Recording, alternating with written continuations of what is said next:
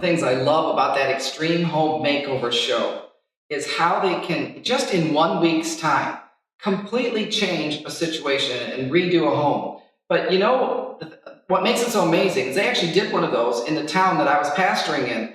And the reason that could get done is because the whole community gets involved. There is no way you could do all of that if it's just 5 people working on it or just 2 or 3 people working on it.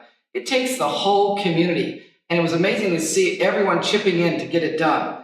Well, in the same way, God does not intend for us to have to do this by ourselves, for us to have to be the only family on the block that's trying to raise our kids in a Christ-following way. We are surrounded with many that can help us do this. And one of the things I also love about that Extreme Home Makeover show is when they get to the very end of it and they've completed the house, they bring the family back, but they have this big bus that they have right in front. They put the family on the other side of the bus so they can't see. And then everybody yells together, "Move that bus." And then the bus moves, and now the family for the first time can see the house. And then they invite them in to see it. And everybody else gets invited in as well. So one aspect of being a faith at home household is very simply, who are you going to invite in to help you do this? Because you can't do it alone, and you're not meant to do it alone. Let me give you some thoughts or some suggestions as to some that you might want to consider. First of all, if you have Christian parents or your kids' grandparents, please, please, please invite them to be a part of the spiritual formation of your children and give them a role to play. Because what I'm finding is a lot of grandparents would love to be involved, but they're kind of sitting back because they're not sure if you really want it or not. So I want to really, really encourage you to invite grandparents in and give them a specific role. Like, for example, with my mom, we gave her different roles to play. And like when my daughter and gave her different ways that she could be, because my mom was an incredible Christian woman, and I wanted her to be an influence in my daughter's life. So like when my daughter was younger and just got her cell phone, I said, "Mom, now's the time." She loves getting phone calls. So my mom started calling her. And over the next few months or so, or a year or so, my daughter got tired of phone calls, and then she got into texting. So I told my mom, now, if you know how to do it, and she doesn't like phone calls anymore, start texting her. Well, my mom, God bless her, started texting my daughter, even though whenever we'd get a text from my mom, my daughter would come to me, "Dad, just got another text from Nana. Let's try to figure it out," because like every other letter was wrong because my mom didn't know what she was doing. But anyway, she was doing it. And then I had to tell my mom after that, she's no longer into texting. Now she's into Facebook. She's got a Facebook page. Well, my mom went and friended her on Facebook, which just totally blew my daughter away that she was doing that.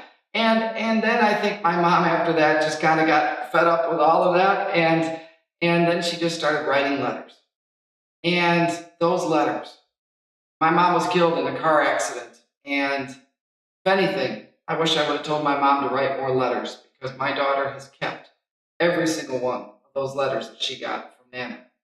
So let's invite grandparents to play a role.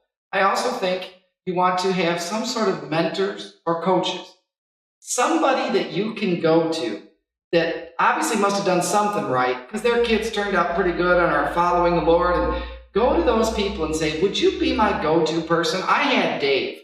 Dave and Jean were these incredible parents. They had raised 2 daughters they were just awesome Christ followers. And I just wanted a family like what they had. And so when we had Malin, I went to Dave and just said, "Hey, Dave, will you kind of be a go-to person for me that as I raise my daughter, I would love to have the same relationship with her that you have with your daughter?" And Dave just said, "Mark, anytime you need me, call on me." Now, you need to know, there were stretches where we were doing fine, so I didn't call and talk to Dave for a few years. But there were also times like when my daughter came home and a little extra bounce in her step, and when she was 16 years old and sophomore year in high school, and decided she wanted to tell Mom and I about her first boyfriend, Jesse, that had just asked her out.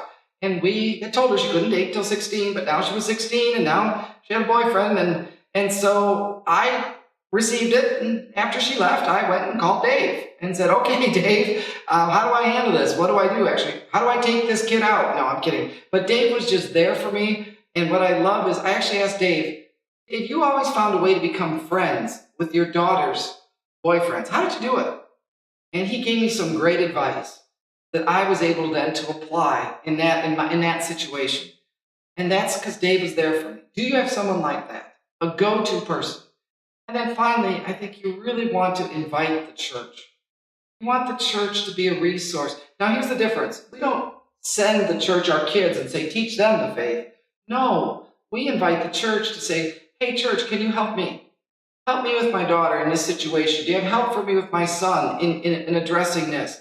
And we go to the church and say, what can you do for us to help us?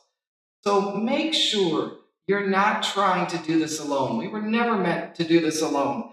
And also, one other thing, for your kids' sake, make sure they also have another Christian adult that they could turn to, because you know the way it is.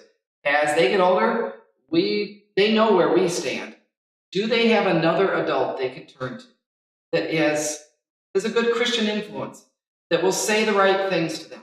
And just make sure that they've got access to someone like that as well. And sometimes we call it a mentor, just somebody they have to go to. And I know that we've given you some good things in there that could even help you find a mentor for your son or for your daughter, and to give them something to do with them over 6 weeks.